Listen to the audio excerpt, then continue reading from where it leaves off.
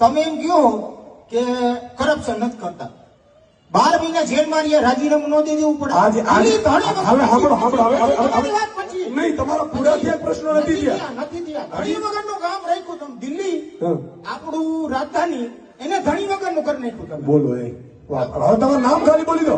મારું નામ ભલે એ ભાઈ મારી આમ ભાઈ કોઈ સાંભળો એ ભાઈ સાંભળો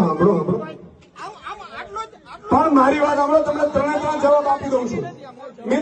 તો મિત્રો, ટ્રમ્પના પત્ની આવ્યા હતા, ભાઈ નરેન્દ્રભાઈ લઈને આવ્યા હતા.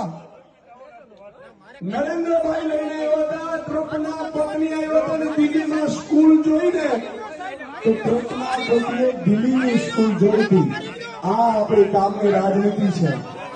અને એટલું નહીં, એ કહેતા હતા કે 100 કરોડની દારૂની આ હેરાફેરી કરી.